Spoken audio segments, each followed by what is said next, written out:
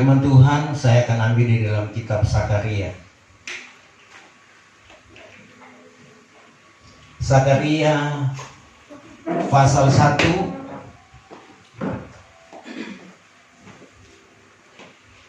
ayat 1 sampai ayat yang ketiga. Yang dalam terjemahan lama dikatakan sebagai berikut.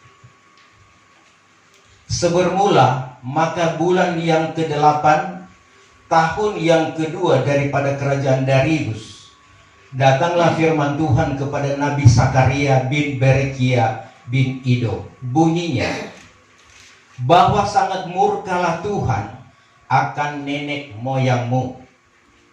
Maka sebab itu katakanlah kepada mereka itu, demikianlah firman Tuhan, seruah sekalian alam.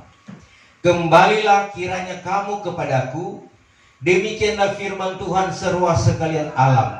Maka aku pun akan kembali kepadamu, demikianlah firman Tuhan seruah sekalian alam. Silakan duduk dan minta baca terjemahan baru. Yang pertama mulai Sakaria 1. Dalam bulan yang ke-8 pada tahun kedua zaman Darius, datanglah firman Tuhan kepada Nabi Sakaria bin Berekia bin Ido. Bunyinya, sangat murka Tuhan atas nenek moyangmu. Sebab itu katakanlah kepada mereka, beginilah firman Tuhan semesta alam, kembalilah kepadaku. Demikianlah firman Tuhan semesta alam, maka aku pun akan kembali kepadamu, firman Tuhan semesta alam. Iya, terima kasih. Saudara, firman Allah lewat Nabi Sakaria tentunya sudah sering kita dengar. Karena sekian lama kita membaca bahkan mendengarkan firman Tuhan selalu didengung-dengungkan, selalu disampaikan. Dan saudara, nubuatan Nabi Sakaria ini ditujukan kepada orang-orang pilihan Tuhan. Ya. Tuhan memberikan petunjuk lewat penglihatan. Jadi Nabi Sakaria ini bukan dia berbicara dengan akal kepikirannya, tetapi dia mendapat petunjuk lewat, saudara, penglihatan. Karunia penglihatan. Jadi apa yang Tuhan sampaikan, itu yang Nabi Sakaria sampaikan. Nah, firman Tuhan yang lewat Sakaria datang kepada orang-orang pilihan Tuhan, orang-orang Israel. Saudara, kalau kita kembali kepada orang Israel, bahwa orang Israel satu-satunya bangsa di dunia yang menjadi pilihan Tuhan. Tidak ada bangsa lain, ya. Mereka adalah keturunan Abraham, Ishak dan Yakub, Israel. Nah, saudara, berbicara Israel, ya, Israel itu saudara secara rohani, yaitu orang-orang yang dipilih oleh Tuhan dari segenap bumi. Jadi bukan lagi, ya, kita tahu bahwa ada orang kafir di luar Israel. Tetapi tatkala Tuhan Yesus datang, maka dia saudara menjadi korban untuk dosa seisi dunia, termasuk orang kafir. Karena justru dia ditolak oleh orang pilihan Tuhan, orang Israel. Menolak dia, menyalibkan dia, sehingga lewat darahnya yang berkuasa, maka lahirlah kita gereja Tuhan akhir zaman. Orang-orang kafir yang dulunya Rasul Paulus katakan tidak berlayak, tidak bertuhan, tidak punya keselamatan, tetapi lewat Yesus Kristus dia mati di Bukit Golgota, menebus dosa kita semua. Jadi Israel akhir zaman termasuk saya dan saudara. Amin. Nah, kita sudah ditebus dengan darah yang mahal. Mahal, saudara, ya. Dengan darah yang kudus, orang anak menjadi korban untuk menebus orang pedosa, orang pesalah, saudara. Nah, sebab itu karena kita sudah ditebus, berarti kita ini adalah orang-orang milik Tuhan, ya. Rasul Petrus katakan kamu sudah dibayar tunai. Jadi bukan kredit, saudara, ya. Kalau kredit ya masih boleh dealer ambil kalau kendaraan. Kalau barang elektronik masih boleh, saudara sekalian, kalau kita tidak mengangsur akan ditarik. Tetapi saya dan saudara tidak lagi bisa keluar dari kuasa Tuhan, karena kita sudah dibayar tunai, ya, dengan harga yang mahal, saudara. Sehingga kita ini milik Tuhan. Kalau milik Tuhan, maka saudara kita berserah saja kepada Tuhan. Apa maunya Tuhan? Amin. Tapi saudara, meskipun sudah dimiliki Tuhan, kita pun masih diberikan Tuhan pikiran, hati, dan perasaan. Ya. Mari kita saudara sekalian memahami apa maksud Tuhan. Karena kalau kita tetap di dalam Tuhan, tentunya kita akan tetap dijaga, dipelihara oleh Tuhan. Tapi kalau kita pun mau keluar dari Tuhan, Tuhan juga saudara sekalian ya merasa kasihan, dan Tuhan tidak membiarkan kita keluar. Tetapi Tuhan memberikan kita pilihan, mau tetap di dalam Tuhan atau mau keluar di luar Tuhan. Artinya kalau kita tetap di dalam Tuhan, kita melakukan segala kehendak Tuhan. Kehendak Tuhan itu saudara, memang orang katakan terlalu sulit mengikut Tuhan, karena dibatasi. Nih boleh begini, nih boleh begitu, mesti begini, mesti begitu. Ya. Kita dibatasi saudara sekalian. Artinya kita dibatasi. Jangan kita berbuat salah, jangan kita berbuat dosa, dan jangan kita melakukan yang bertentangan dengan kehendak Tuhan. Amin. Tetapi kita melihat orang pilihan Tuhan, orang Israel, saudara, mereka pun meskipun sudah ditolong Tuhan, ya, mereka dijaga, dipelihara, ya, dilindungi daripada orang-orang luar, ya, selalu beroleh kemenangan tatkala berperang. Tetapi kadangkala mereka tidak puas dengan pertolongan Tuhan, sehingga mereka memberontak kepada Tuhan. Ini akibat daripada mereka yang menjauhkan diri dari Tuhan, sehingga kesempatan itu iblis mempengaruhi mereka. Iblis mempengaruhi mereka sehingga mereka memberontak kepada Sang Pencipta sesangkali, ya. Nah, hal ini pun sudah sekali terjadi bagi saya dan saudara. Kita yang sudah ditebus, diajarkan firman Tuhan, jalan yang benar. Tuhan sudah mengajarkan yang baik, tetapi ternyata kita ya tanpa kita sadari atau sadari, ya, kita melakukan hal yang tidak berkenan kepada Tuhan. Saudara, Tuhan tahu, ya, karena dikatakan saudara sekalian bahwa Tuhan melihat setiap langkah kita. Pikiran kita pun dari jauh Tuhan melihat. Jadi tidak ada yang tersembunyi. Kadangkala manusia menyembunyikan hal-hal yang tidak baik. Hal-hal jahat dia sembunyikan kepada manusia. Nah, itu saudara, kepada manusia dia bisa sembunyi, tetapi kepada Tuhan tidak bisa sembunyi. Nah, oleh sebab itu lewat Nabi Sakaria, ya, suatu penglihatan petunjuk Tuhan. Kembalilah kamu kepadaku, ya. Dan kalau kamu kembali kepada Tuhan, maka aku akan kembali kepadamu. Artinya bertobat, ya. Namun saudara, orang Israel, Tuhan sudah katakan bertobat, bertobat, bertobat. Tatkala disampaikan pertobatan, mereka bertobat, ya. Tetapi yang mereka lakukan, ya, berbuat dosa lagi. Jadi tatkala mereka membuat kesalahan, Tuhan ingatkan, awas, bertobat. Mereka sadar dan bertobat. Nah, saudara sekalian, pada satu waktu lagi berjalannya waktu, mereka juga melakukan kejahatan. Dan kita melihat bagaimana acara Tuhan yang terjadi. Tatkala Tuhan menciptakan langit dan bumi, ya, tatkala Tuhan melihat kejahatan yang makin bertambah-tambah, sehingga didatangkan Tuhan air bah waktu itu zaman Nuh. Maka matilah umat manusia, hanya Nuh dan keluarganya yang selamat. Itu karena perbuatan jahat. Nah, setelah juga ada pembersihan, maka saudara sekalian, manusia makin bertambah-tambah di dunia. Datang lagi di zaman Lot, ya, zaman Ibrahim.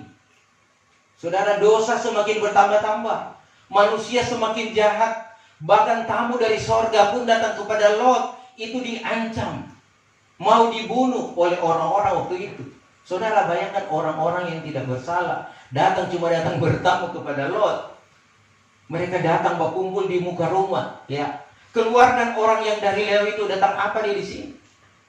Lut, saudara sekalian, sampai dia mau berkorban, dia punya anak, dia mau korban. Lebih baik kamu buatlah apa maumu kepada anak saya, jangan kepada orang-orang ini. Lut, saudara sekalian, dia lebih percaya, dia lebih takut Tuhan daripada anak yang terkasih. Nah, ini satu pilihan iman saya dan saudara di tengah-tengah masa sukar. Ya, saudara sekalian, mana orang mau pilih? mengasihi Tuhan atau mengasihi dunia. Ya, memang namanya anak siapa nak sayang. Tapi kalau mungkin kita di zaman Lot itu, kita mungkin tidak jadi Lot. Artinya orang lebih sayang, orang pe keluarga, orang pe anak daripada mau korbankan daripada itu tamu dari surga. Tetapi Alkitab mengatakan Lot lebih mengorbankan anaknya. Ini satu contoh teladan, saudara. Sebetulnya orang-orang Sodom itu, dia hubungan dengan Lot itu bagus. Ya. Mungkin Lot punya keluarga di sana, dia punya istri, banyak keluarga di sana. Tetapi orang jahat semua di pemandangan Tuhan. Nah, ini saudara sekalian yang mengakibatkan bahwa Tuhan selalu melihat apabila ada kesalahan, itu Tuhan tegur dan ingatkan. Saudara, kembali ya. Makin bertambah waktu datang kepada orang-orang Israel ya. Orang Israel Tuhan sudah sekalian ingatkan, lakukan dengan firman Tuhan, lakukan dengan setia, jangan menyimpang ke kiri atau ke kanan.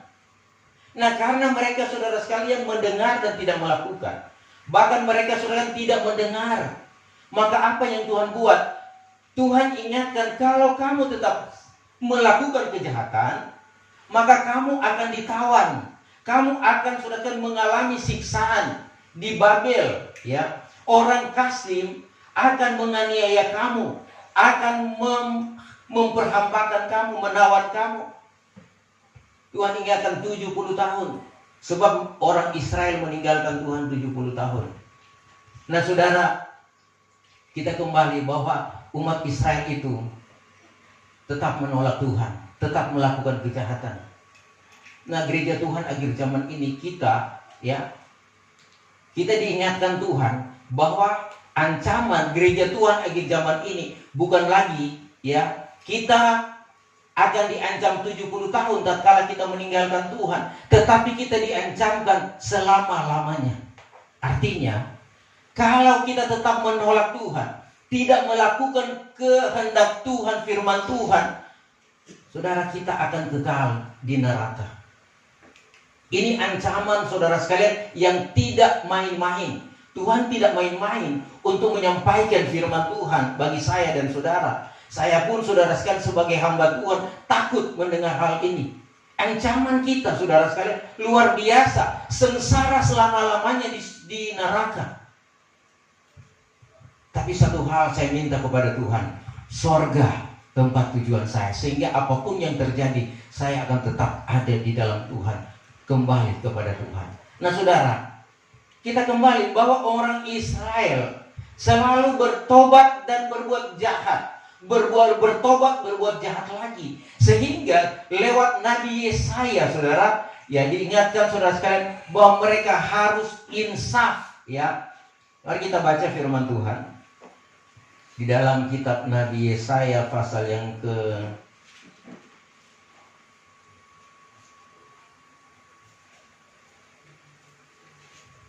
56, Yesaya 56 ayat 1.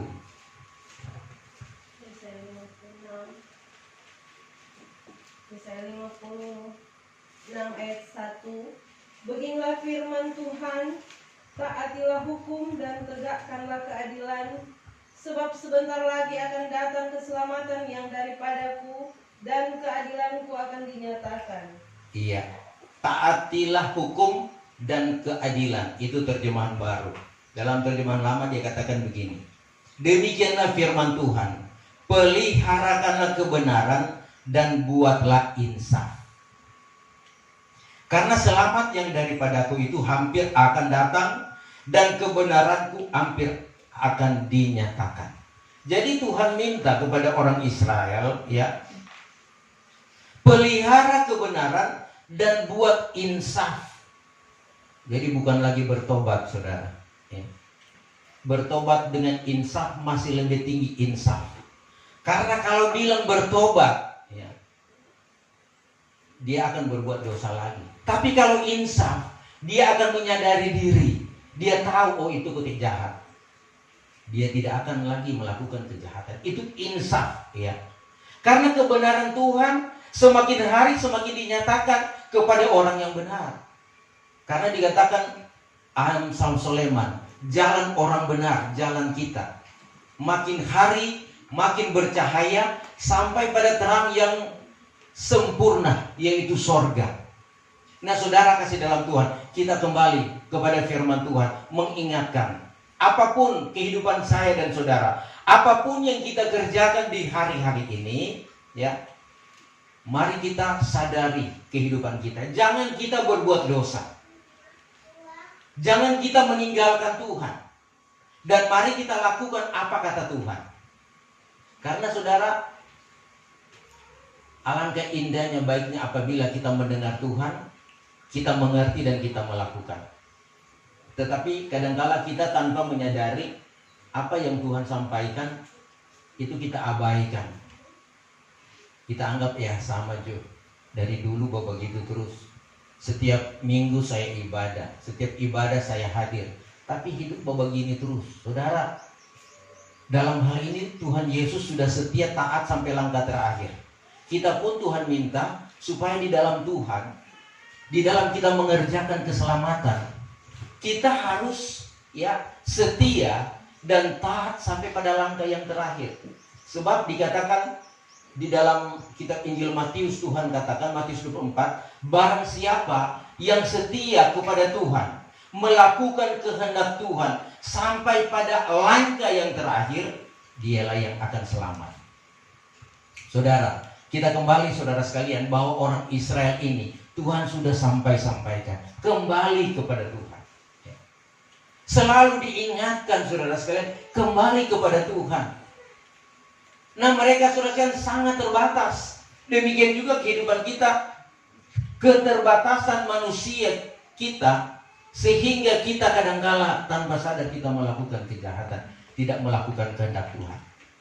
Tetapi Tuhan begitu indah dan mulia. Dia begitu ajaib dalam kehidupan kita, sehingga Dia memberikan kita penolong, ya. Tuhan memberikan penolong untuk menolong kita di dalam ketidakmampuan kita. Jadi kita tatkala tidak mampu, Tuhan akan memampukan. Apa itu penolong, saudara? Roh Kudus. Roh Kudus itu adalah merupakan pribadi Tuhan yang datang dari Bapa, dan Dia datang di dalam kehidupan saya dan saudara, ya. Dia masuk di dalam hati, Dia mengendalikan hidup kita, dan Dia menuntun kita pada jalan yang benar. Itulah roh kebenaran, ya. Di dalam Yohanes 14, Tuhan mencurahkan Roh Kudus, ya. Dan Dia akan memimpin kamu dari sekarang dan selama-lamanya. Dia akan menyatakan kebenaran. Dia akan mengingatkan kita hal-hal yang harus kita ikuti dan harus kita lakukan. Memang juga Roh Kudus itu, saudara, dikatakan Dia akan menyertai kita selama-lamanya. Tetapi Dia juga memberikan kita kebebasan. Artinya saudara sekalian, kalaupun kita berbuat salah, Roh Kudus hanya mengingatkan. Dia berkata jangan lakukan itu, jahat, itu dosa. Ingatkan, memang suara hati kita kadangkala kita merasakan Roh Kudus berbicara. Bukankah tanpa kita sadari, tatkala kita sudah menyakiti orang lain, menyakiti saudara kita, mungkin kakak beradik, sudah kita sakiti. Akhirnya datang, oh iya kan saya sudah menyakiti. Roh Kudus mengingatkan saudara. Tetapi kadangkala hal-hal sekecil ini kita abaikan, ya. Mungkin kita berpikir, biar dia kok sebikin sakit hati pak kita, dia sebikin susah pak kita, dia cerita-cerita di luar tidak bagus. Kadangkala kita begitu. Saudara, untuk perbuatan jahat jangan buat, jangan balas dengan jahat. Tetapi yang baik kita balas dengan baik. Karena Tuhan yang melihat, ya. Sebab itu masalah-masalah yang kita hadapi di hari-hari ini sebetulnya bukan saudara sekalian dikatakan Nabi Ayub bukan timbul dari tanah, ya. Tetapi hal-hal yang terjadi, kesusahan, kesulitan yang terjadi, itu datang dari kepikiran-kepikiran kita, perbuatan kita, hal-hal yang jahat yang kita lakukan di dalam Tuhan. Mari kita membaca firman Tuhan, saudara, agar supaya lebih jelas di dalam kitab Nabi Yeremia. Yeremia pasal yang ke-6 ayat 17 sampai ayat yang ke-19. Yeremia 6 ayat yang ke-17. Dan lagi aku sudah mengangkat akan beberapa orang penunggu atas mereka itu, serta firmanku, dengarlah baik-baik akan bunyi nafiri, tetapi kata mereka itu, kami tiada mau dengar. Maka sebab itu, dengarlah olehmu, hai segala bangsa, dan ketahuilah olehmu bersama-sama akan barang yang berlaku di antara mereka itu. Ayat 19, dengarlah olehmu, hai bumi, bahwa celaka yang kudatangkan atas negeri ini, yaitu hasil segala kepikiran mereka itu sendiri, karena tiada diindahkannya segala firmanku dan dibuangnya akan hukum. Iya, saudara, dikatakan ya, ini Nabi Yeremia, saudara sekalian ya. Dengarlah akan firman Tuhan ya. Tetapi mereka katakan kami tidak mau dengar ya. Ini saudara sekalian DP problem. Tuhan katakan lewat hamba-hamba Tuhan, dengar firman Tuhan. Tetapi saudara, kadangkala ya, jemaat-jemaat itu saudara, karena mungkin selalu ditegur dengan firman Tuhan, tiap datang ini lagi ya. Akhirnya mereka berpikir, siapa waktu gembala itu ya. Nggak lama lagi semua pindah, nggak lama lagi semua tak. Ini hal-hal kecil, tetapi berdosa kepada Tuhan. Hamba Tuhan tidak perlu saudara sekalian kita hargai, tapi dengar apa kata Tuhan, firman Tuhan ya. Nah saudara sekalian dikatakan, sebab itu dengarlah olehmu bunyi hai segala bangsa, dan ketahuilah olehmu akan barang yang berlaku di antara kamu. Jadi barang yang terjadi, sesuatu yang terjadi.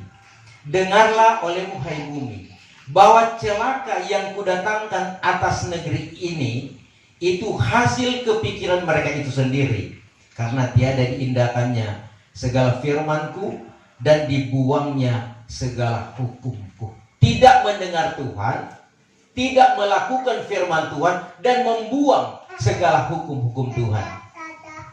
Kalau dalam terjemahan baru dikatakan begini, dengarlah hai bumi, sungguh ke atas bangsa ini aku akan mendatangkan malapetaka akibat dari rancangan-rancangan mereka, sebab mereka tidak memperhatikan perkataan-perkataanku dan menolak pengajaranku ya. Tidak dengar apa kata Tuhan dan menolak lagi saudara.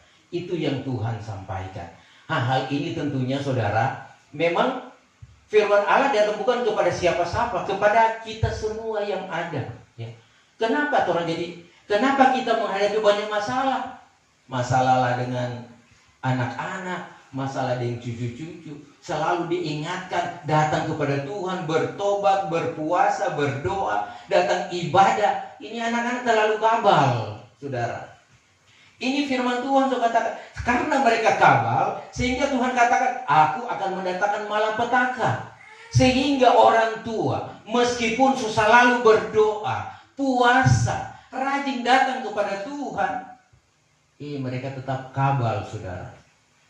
Nah saudara, kadangkala juga bukan anak yang salah. Kadangkala kita harus sadari, sebagai orang tua, apakah kita sudah salah mengajar? Apakah kita sudah salah mendidik? Apakah kita tidak mengarahkan anak-anak kita untuk dengar firman, datang ibadah, dan melakukan apa kata Tuhan? Kadangkala kesalahan itu datang kepada orang tua. Orang tua kadangkala, ya ini tidak ada di sini, tapi di belahan dunia sana, saudara. DP anak so salah, dia tetap bela-bela. Jadi masalah dengan tetangga, DP anak tahu-tahu so salah, tetap dia bela DP anak. Seharusnya kita mengajarkan yang baik, tegur tuh anak. Kalau perlu ajar dia. Kalau dia salah ya tetap salah, saudara.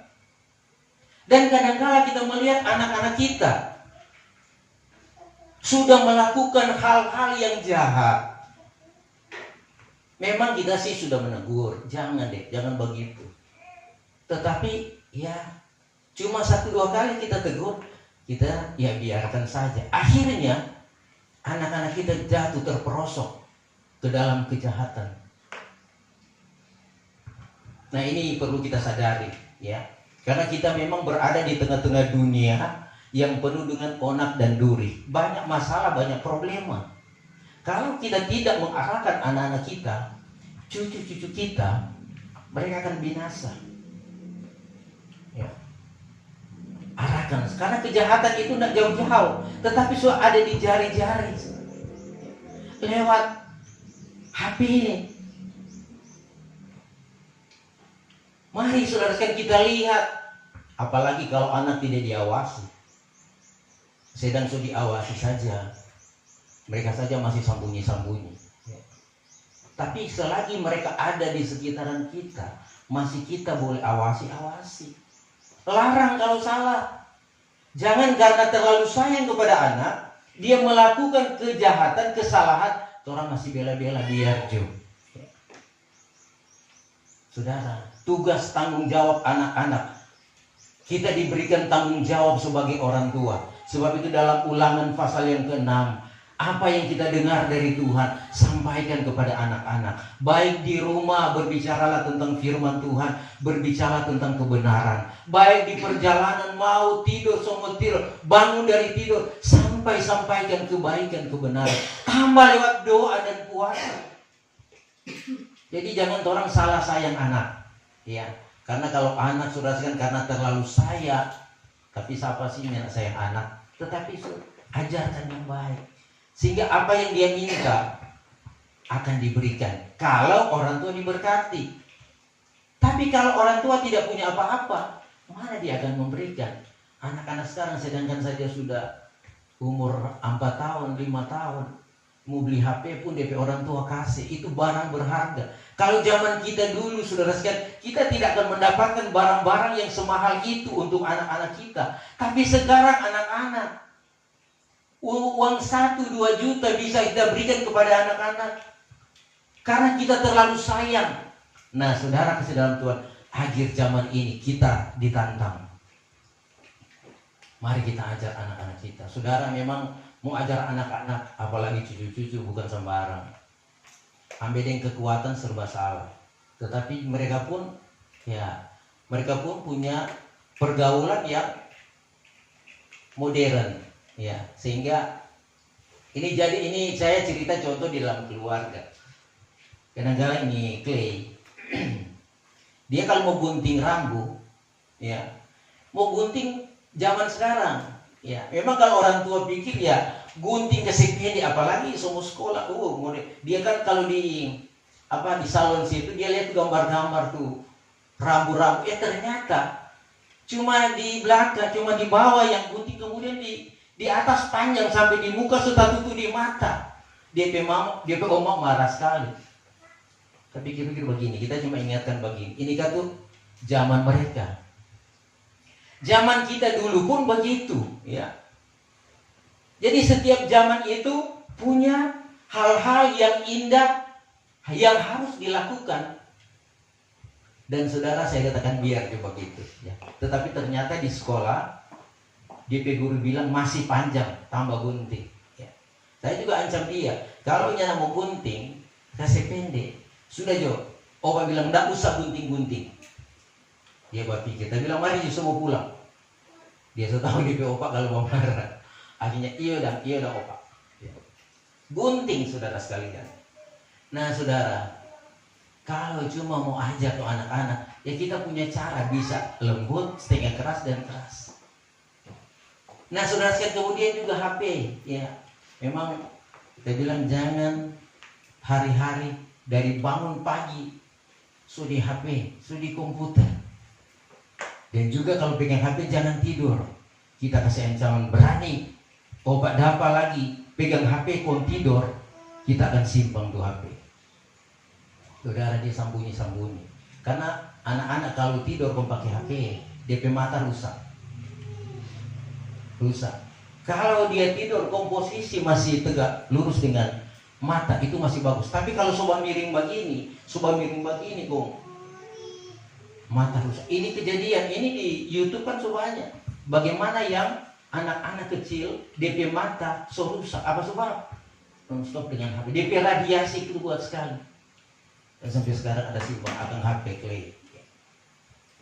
Saudara, bagaimana kita sebagai orang tua, ya, meskipun orang sayang anak-anak, tetapi orang ajarkan yang baik. Kalau perlu kasih cambuk, cambuk orang tua bukannya menyakiti, tetapi mengajarkan. Karena kalau dia sudah dewasa, dia kurang memalawang. Ya, tatkala kita mau bentuk, dia nggak akan terbentuk. Sebab itu, ya, anak-anak yang ada, cucu-cucu yang ada, dengar firman Tuhan. Karena orang tua terbatas. Meskipun orang tua sayang, mau kasih apa kalian mau, tetapi jangan sampai berbuat dosa, berbuat salah. Kebanggaan orang tua, kalau anak-anak itu hidup baik, pergaul yang baik, apalagi dapat pekerjaan yang baik. Tapi kalau melihat anak-anak jatuh dalam pergaulan bebas, dalam kenakalan remaja, bergabung dengan geng-geng, ya, geng motor, geng-geng kejahatan, kelompok-kelompok yang suka mabuk-mabuk, suka bikin kejahatan, bikin ribut di kampung. Itu orang tua seharusnya sadar, jangan biarkan anak-anak tergabung di begitu. Tugas kita orang tua bukan hanya saudara sekalian mau kasih makan, kasih minum, kasih pakai, tetapi mendidik anak-anak kita. Dan ingat, anak-anak kita bukan milik kita, tetapi milik Tuhan. Tuhan cuma kasih kepercayaan. Tuhan kasih kepercayaan anak-anak kita, jaga, pelihara, lindungi, dan ajarkan. Setelah itu dia akan kembali kepada Tuhan. Semua akan kembali kepada Tuhan, karena semua kita ini milik kepunyaan Tuhan.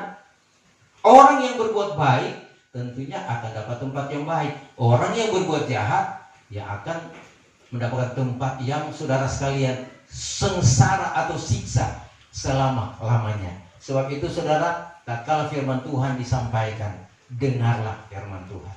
Karena segala sesuatu yang akan terjadi, ini zaman sedang digoncangkan Tuhan. Sehingga kita melihat fenomena yang terjadi menimbulkan ketakutan. Tuhan sedang menggoncangkan. Dan kalau Tuhan menggoncangkan, pasti saudara sekalian manusia akan mengalami ketakutan. Tetapi yakinlah bahwa Tuhan punya orang-orang yang senantiasa mengarahkan, memberikan petunjuk-petunjuk supaya jangan melakukan itu. Ayat-ayat yang terakhir, Amos pasal 3 ayat yang ke-5, ayat yang ke-6 dan ayat yang ke-7. Ayat ke-6. Iya, Amos 3 ayat 6 dan 7. Adakah sangkakala ditiup di suatu kota dan orang-orang tidak gemetar? Adakah terjadi malapetaka di suatu kota dan Tuhan tidak melakukannya? Ayat 7. Sungguh Tuhan Allah tidak berbuat sesuatu tanpa menyatakan keputusannya kepada hamba-hambanya para nabi. Iya, saudara, adakah sangkakala ditiup di satu kota dan orang-orang tidak gemetar? Dalam terjemahan lama dikatakan, jikalau ditiup nafiri di dalam negeri, masakan tiada gemetar orang isinya. Bolehkah negeri kena celaka jikalau tiada dengan kehendak Tuhan? Saja Tuhan tiada melakukan barang sesuatu perkara sebelum dinyatakannya rahasianya kepada hambanya, yaitu segala nabi-nabi. Saudara, musibah, malapetaka bisa terjadi, tetapi Tuhan sudah lebih dulu menyampaikan kepada hamba-hambanya. Hamba-hamba, nabi-nabi Tuhan yang dipercayakan Tuhan. Karena apa? Sekarang banyak hamba-hamba Tuhan palsu, nabi-nabi palsu, ya. Artinya mereka tidak memberitakan sesuai dengan kehendak Tuhan, cuma mencari keuntungan, cuma menyenangkan diri. Dan sudah dikatakan, waktu 6 Kristus palsu, banyak nabi-nabi palsu akan datang. Sebab itu kita, tatkala kita sudah tahu mana yang baik, mana yang benar, kita turuti, dengar. Sekeras apapun firman Tuhan, dengar dan sadar diri. Kalau belum mampu untuk melakukan yang baik, minta Roh Kudus. Roh Kudus, tolong saya, mampukan saya untuk mengerti dan melakukan. Tuntun saya untuk keselamatan, untuk kesejahteraan. Bukankah Tuhan memberkati kita di hari-hari ini? Bukan malah petaka, ya. Tetapi ingat baik-baik berkat-berkat Tuhan yang Tuhan curahkan. Jangan sampai kita lupa Tuhan, ya. Sekarang berkat-berkat lagi tercurah. Ya, panen, ya, sekarang lagi panen di mana-mana tempat di Sulawesi Utara ini. Kalau mau jalan ke Manado, di jalan-jalan itu di pinggir-pinggir jalan itu, ya, orang jemur cingkeh, ya. Itu tanda berkat Tuhan. Tetapi kadang-kala juga dalam berkat ini kita mengalami kekecewaan. Apa sebab? Ya, so panen, so pete, kemudian hujan. Tidak ada panas, ya kecewa lagi. Jadi saudara, kalau Tuhan melakukan, Dia akan memberikan panen, cuaca yang baik, dan semua yang terbaik, kesejahteraan hati yang pokok. Yang pokok kesejahteraan hati di dalam Tuhan. Karena tatkala panen ini berlimpah, kita bersuka cita. Nah, satu kelak dia akan habis. Tatkala habis juga, saudara sekalian, ya kita tentu mengharapkan yang lain dari Tuhan. Ini saudara sekalian, kehidupan manusia kadang-kala diberkati, kadang-kala tidak. Kadang-kala cukup, berlebihan, kadang-kala kekurangan. Paulus katakan, aku tahu bermewah-mewah, aku tahu bersusah-susah. Jadi dalam hal ini dia tetap bergantung kepada Tuhan. Saya dan saudara sidang Jumat, apapun yang terjadi kita tetap bergantung kepada Tuhan. Pada masa keberkatan tetap berharap kepada Tuhan. Dan pada masa kesusahan pun berharap kepada Tuhan. Karena Tuhan adalah gembala yang baik. Dia akan memberikan kebutuhan-kebutuhan kita. Kalau berlebihan, mari kita bagikan kepada orang yang berkekurangan. Dan kalau kekurangan, mari kita berdoa minta kepada Tuhan. Jangan saudara sekalian, ya katakan kepada sesama, jadi mau falus, jadi kita so kasih waktu lalu, sekarang kasih juga pak kita, bukan begitu saudara. Tetapi mari kita memberi kepada orang yang berkekurangan. Tatkala kita kekurangan, minta kepada Tuhan. Tuhan sumber berkat. Emas dan perak Tuhan punya. Nah, kalau kita meminta kepada Tuhan, Tuhan tinggal menggerakkan orang-orang yang akan datang menolong, memberikan berkat, memberikan kebutuhan-kebutuhan kita. Kadang-kala saudara sekalian, dalam keadaan susah, maka Tuhan hiburkan. Tuhan punya banyak cara. Kalau nabi-nabi zaman dulu, Elia, dalam keadaan masa kesusahan, ya burung gagak datang, beri makan. Zaman sekarang pun Tuhan punya cara. Tidak mustahil dalam keadaan kesusahan, burung gagak akan datang. Tapi sekarang kita bukan burung gagak yang bawa berkat, tetapi burung merpati. Merpati itu adalah lambang Roh Kudus. Dialah yang berkuasa dalam hidup kita. Segala kebutuhan kita Dia tahu, Dia melihat, dan Dia memberikan yang terbaik. Puji Tuhan. Tuhan memberkati, dan mari kita mempersiapkan diri menyembah Tuhan dalam roh dan kebenaran.